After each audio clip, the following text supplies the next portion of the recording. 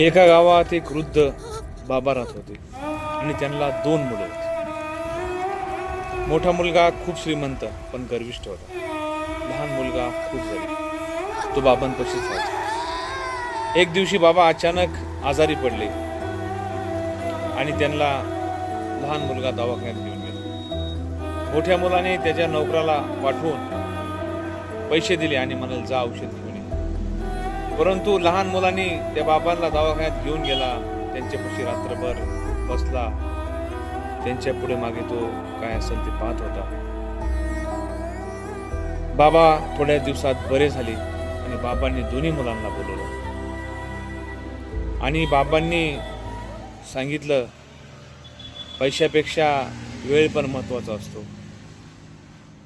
तर मित्रांनो, त्या मोठ्या मुलाला आपल्या चुकीचं आणि जे गर्विष्ठपणा होता पैशाचा तो त्याचा कमी झाला.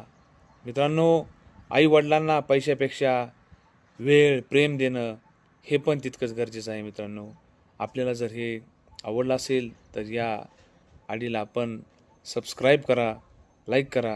थँक्यू.